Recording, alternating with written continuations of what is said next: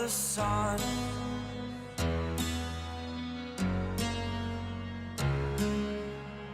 To dream, believe in strength, now I'm the only one. Only one.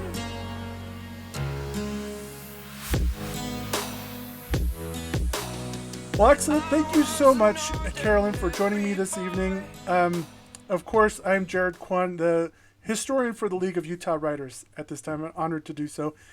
And Carolyn, I'm joined by Carolyn Campbell, who past president, chapter president, writer of the year chair, and so much more. So I'm super honored to have you with us this evening. I'm honored to be here. Excellent. Well, and this is, of course, our third interview. We've talked about many things. Mary Higgins Clark for getting her or losing her plane ticket.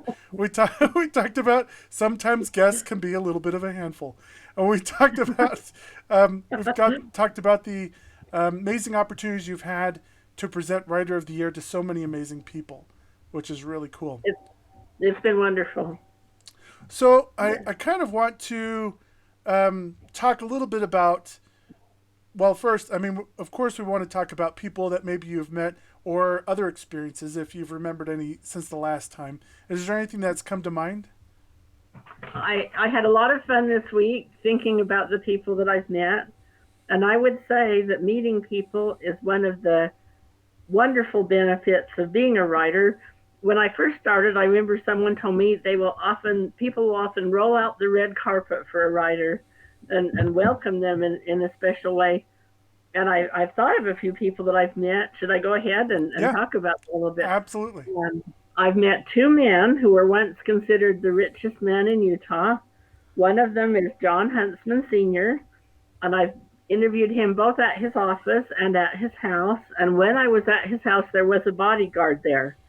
That's one of the rare interviews I've been to where the person had a bodyguard. So that was interesting. I don't know what they thought might happen, but nothing happened. and then the other one is James Lavoy Sorensen, who founded Sorensen Medical. And I've also interviewed him at his house and at his home. And I was able to see a little bit of the eccentric in him. He dyed his hair red his entire life, even when he was up into his 80s. And he had a sculpture of a chicken in his office, and I thought that was interesting. Huh. But also he was a man who struggled with reading and struggled to learn, and to see that he became a billionaire later in life was kind of an inspiring thing. And then John Huntsman Sr., he told me when I interviewed him, he himself was bigger than Dow Chemical. He was worth more than the whole Dow Chemical company that he was working with. And he said the reason to make all this money, or the force behind making all this money, is so that I can give it away someday. And then he had since created the Huntsman Cancer Hospital and Huntsman Cancer. So that was kind of a fun thing to meet those two guys. And then Diane Thomas, who was a regular on the Today Show for 8 years. I met her and wrote about her, and then we started writing together. And we've done some writing together, and I've done some ghost writing for her. And I became a speaker at her seminar, so that was a great person that I met.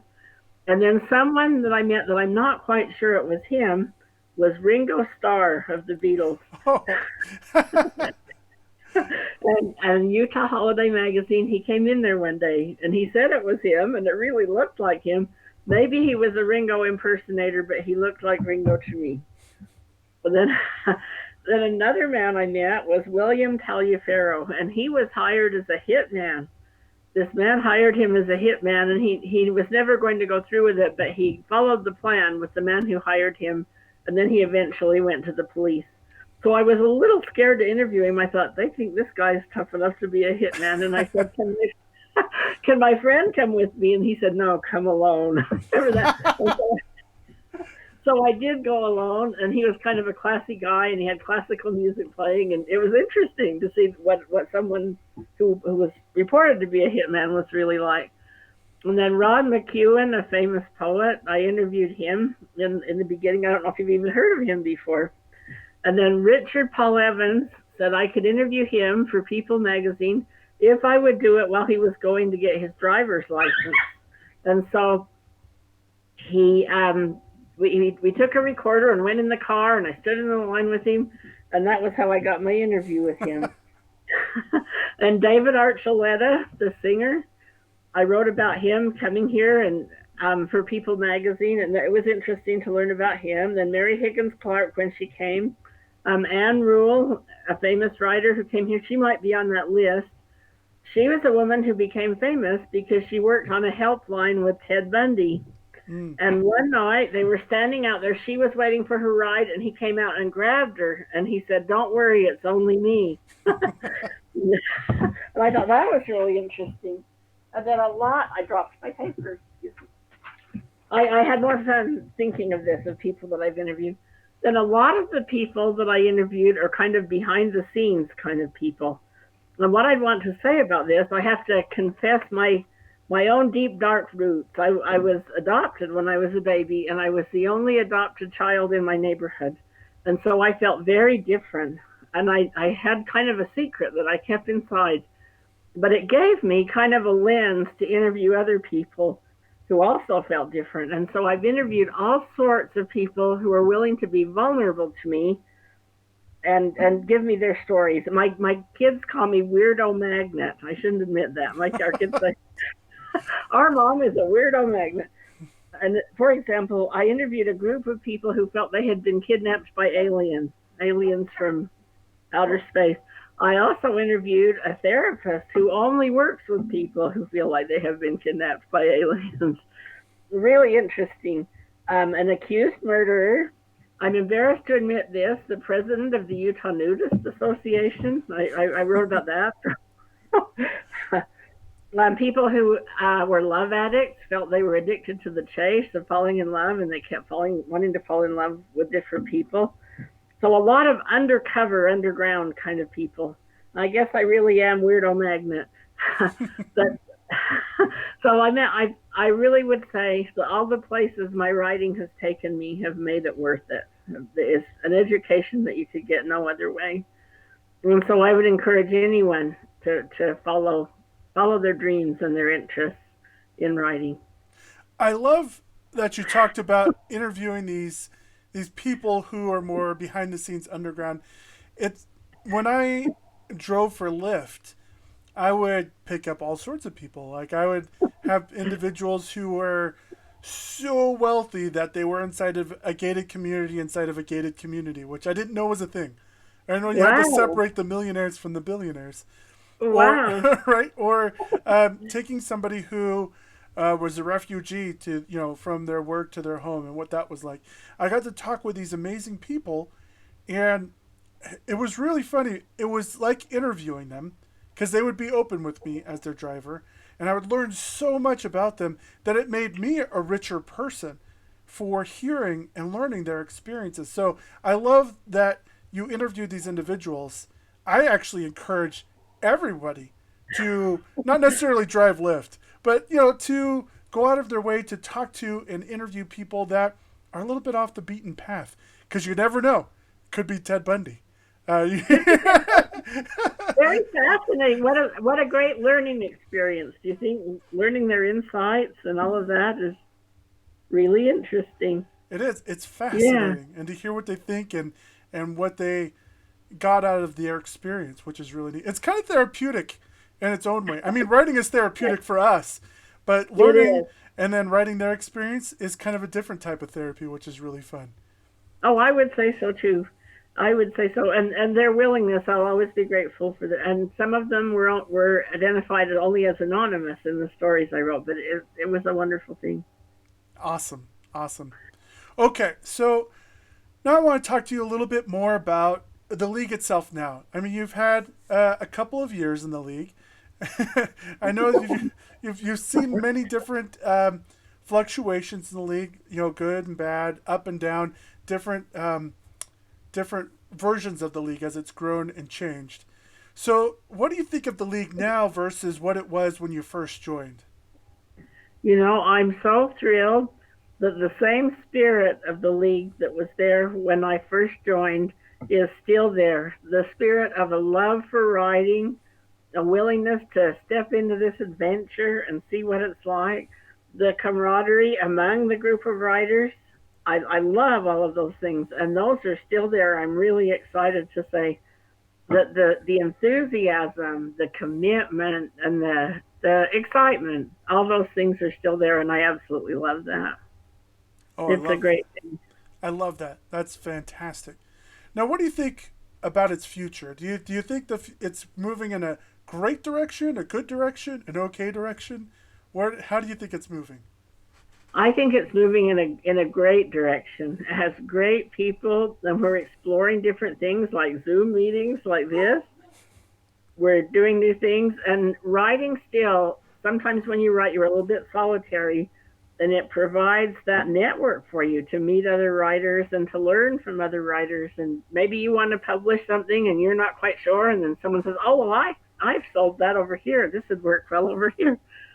Or if you get discouraged, sometimes it helps to be around other writers to kind of give you the courage to try this again and to give it another shot.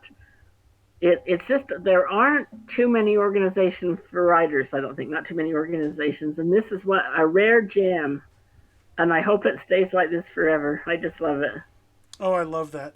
It's kind of fun. I've had the opportunity to talk with so many amazing guests brought in for conferences from all over the United States and the world. Actually, this last conference, I got to talk with an amazing woman from New Zealand, which was new for me. And to hear about how unique they find the Utah writing culture and the scene with how many writers there are, the support group that's available, and the enthusiasm for writing, they're all impressed. And that's what I really love to hear, that kind of neat stuff. I think it really is an impressive organization. And there's so many wonderful people that have been willing to serve and are continuing to serve. I just really like how healthy it is now. And it was healthy. I'm just so glad to see that carry forth past all these years and to keep going. That's just thrilling to me. I love that. Now, I'm going to ask a really tricky question here. Now, Okay. if you could if you could have one thing changed for the league in the future, what would you have that one thing be? I think I would like to have a broader base. More people need to realize how wonderful this is and join and realize what a fount of knowledge it is among all the different people. I would say I would like it to maybe be nationwide or something like that, but just more of this wonderful spirit that we have. I would just love to see it grow some more. Absolutely. I'm on the same page. What I love is we've had many members who have moved away from Utah who remain members of the league despite them living in Texas or DC or Washington or these different places. And I'm so grateful that we do have some chapters that even before the pandemic kind of accommodated that with online, just editing by email, or they would get that so they could put into the contest, or even come back home, if you will, to be a part of the conferences that we have, which is really neat. So we kind of do have members all over the place as well, which is kind of neat. Oh, it's wonderful. It's just such a great network and such a great resource for all of us to keep going and to learn new things. It's just a wonderful thing. Now, what advice would you give to new and aspiring authors? The first thing I would say, I think, is remember that no means next. Don't let any rejection hang you up at all. If something comes back, it's just ready to go out the next time. Remember that no means next. Another thing I'd say is you can always come down. If you want to send something off, if you want to start at the top, send it off to the top. And if it doesn't land there, you can keep trying. You can always come down and go to, if it doesn't hit the national market, maybe it's meant for the local market. Remember that. Another thing I would say is writing is a gut instinct business. Remember to use your instincts and your feelings in deciding how to go forward and how to, I would say that's another thing. And I've never forgotten this thing one person told me. She said if they want a lot of editing changes, and there's one thing you really don't want to change. Change all the others and just leave that one the same, and maybe it'll slip through. I thought that was interesting. That's a fun I one. love that. And I would say, too, if you get something back with a lot of editing marks on it, you'll usually find out it's not as hard as it looks. It's not as devastating or as hard as it looks. Just start making the changes and you'll be done before you know it. Well, those are some things I would say. Oh, I love that. I love that. There's another piece of advice that Johnny would teach in his classes. I'm sure he picked up from another author where he said, if multiple authors tell you that there's something wrong, they're probably right. But if they tell you exactly how to fix it, they're probably wrong. I love that.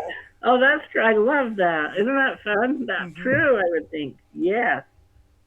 Yeah. Because it is your baby. It's your piece of work. You know it more intimately, because writing is such a subjective place when it comes to the writing contests, when it comes to editors and agents. Sometimes it's this very moment not a great fit, but give it 2 weeks. Some news event happens, and your story is so relevant they need it right now.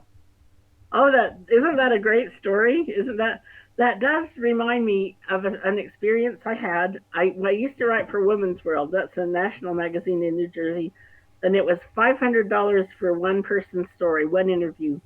And I wrote this story about a woman struggling with prescription drug addiction. And I thought I did really well on it, and I turned it in, and the editor called me, and she said, "I think we don't think this woman's very interesting. We just don't like her. We just don't like her as a person." And that was kind of devastating to me because I had finished it and I had signed the contract with them. So I decided to send it to their sister magazine, First for Women. I sent it to them, and the editor called me and she says, "No, I can't pay you more than $1,000 for this." And I said, "Oh, okay, that'll be all right." And then I finished it for them. And then the last day, the editor called and said, "Now remember to invoice me for $1,500."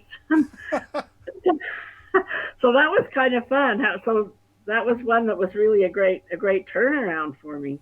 And that can happen. That's one thing about writing, I think, too, is to never cease to be surprised. Things can go the way you expect, or they can turn around and be different from what you expect. But just keep moving forward. I would say just keep working on it, and don't let anything discourage you. Absolutely.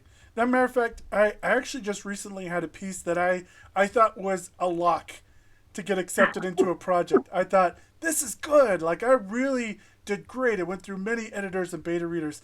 And when it got rejected, I went, it's just not the perfect fit for this. No worries. I'm going to save that off to the side, work on another project. And I think I'm going to get this next project. And it's just staying positive regardless of the rejection, which could be really tough. There can be dark days, but we all get it. We're there for you. So if you have any dark days, you could give me a call. You could give Carolyn a call. We'll be more than happy to talk you through it. we're there for you. Yes, we've been there and we know what it's like. Would you say? Absolutely. And it happens to every writer. I read once or heard once that being a writer, the highs are higher and the lows are lower than most other kinds of life or work. Your highs are really good and your lows are really low, but it's still worth pursuing and still worth going for. Absolutely. Okay, now having been in leadership myself, and you having been in leadership and currently in leadership with a chapter, you can probably appreciate this, where as a leader, we're trying to do the best that we can for our organization. We want to see it grow, we want to see it thrive, we want to see it make sure it benefits everyone. And this could be really tough, but we're always kind of curious, what could we do better? Now, what advice would you give to the current leadership of the league? And it's kind of like what I would say to writers. I would say, don't get discouraged if you don't have the attendance that you expect, or something isn't, the speaker isn't quite what you thought they would be. Just remember that the league is a good backbone for all of us writers to have. It's just really good for us to have the league there. And I would say just keep moving forward, and remember that there's nothing more thrilling than when a writer says, "I wouldn't have known how to publish that except for the League of Utah Writers. It was after hearing your talk that I decided to go ahead and publish my book. That's happened to me a few times, and there's just nothing more thrilling than being able to give back. And a saying that a friend told me that I really liked, she said, prosperity operates like a river, not like a lake. You have to give some out for more to come into you. Mm, And I try to honor that principle in my life, and I think as a leader that's something to remember, I think.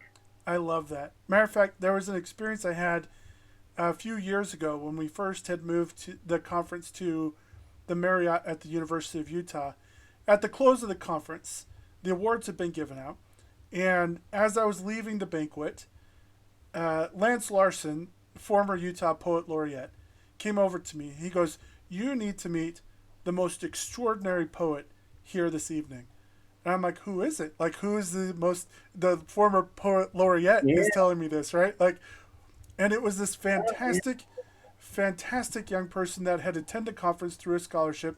They were able to come and attend, and he said, "This person is going to grow up," and they were in just junior high, but he Wow. said the power in the writing and the poetry, and her understanding, amazing, just blew me away. He goes, "This is what it's all about," and that one moment, it didn't matter what successes or failures I'd had for the rest of my entire term as president. That one moment had made it all worth it to see this person get the recognition and then get that encouragement from somebody amazing like that. So, Oh my God. absolutely. That is just thrilling that when that happens. And it's worth all the days of not being sure how it's going to work out to have something happen like that eventually. Do you think to keep trying? There's just no better way to give back to something that's been good to you than to serve and to help other people in the same pursuit, I think. Absolutely. Absolutely. That's one of the things. Um, and of course, if people are watching, we always love feedback. But more importantly, we love suggestions. I mean, it's okay to tell us that something's wrong. That's that's good for us to know because sometimes we don't always know. As leaders, we don't know. We thought that was successful. It wasn't successful. Okay, we're going to keep Yeah. trying. But on top of the letting us know if it didn't work, let us know what you think would work. Let us what's the alternative that we didn't think of maybe or didn't have that we would love to put into place. And that goes for chapter levels, or of course, league leadership at the state level. It doesn't matter. Everybody would love suggestions and not just feedback. Feedback is great, but suggestions are even more powerful. It's like I told a good friend when somebody says to somebody who's having a hard time, they're like, "Hey, let me know if there's anything I can do." Well, nobody ever thinks of what that person could do for them, right? They're like, "Okay, wonderful." So now, whenever I tell somebody, "Hey, you're going through a tough time," I get it, and there's no way I could be in your shoes. Instead of just saying, "Let me know what I could do," I do say that. I said, "Let me know what I could do." By the way, I cook some amazing brownies. I babysit. I have a car if you need to go someplace. Let me know if there's something I can do to be of service to you because I want to be there for you. And that's a different level. And that's what when league members participate like that, it becomes a very powerful organization. It gives us the tools we need to help everybody succeed, which I think is great. Oh, I agree 100%. Absolutely. That Well, is so true. I have to thank you so much, Carolyn, for your years of dedication and service to the league in every capacity. There are so many capacities that you've been in. It means so much for you to have laid the groundwork to give me the opportunity to serve as president and those who have come after me now. I think it's tremendous the things that you currently do and the feedback that you give us.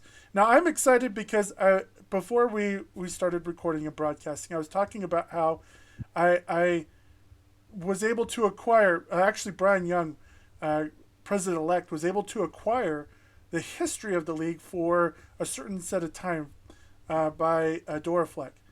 And I've had the opportunity to read through this. We wanted to make that available to the league. Amazing work. But I think I'm going to work to get more guests together with individuals like yourself, Carolyn, so we can reminisce a little bit about the past years and maybe come up with some memories that maybe have laid on the wayside that are just waiting for us to track up and remember. Oh, that sounds so wonderful. I can't wait. That just sounds thrilling. I'm really, thank you so much for doing that. Absolutely. That's wonderful. I could not have been an effective president or an effective historian without people like yourself, Carolyn. So thank you again, and thank you for joining me. I know this was a little bit shorter, but we've talked about so much, and I look forward to other conversations we're going to have with those other individuals as well. I think it's going to be really fun. I think that'll just be thrilling. Thank you so much. That just sounds so exciting. You bet. Well, I hope you have a most wonderful evening. You too, Jared. Thank you. You bet. Mm-hmm.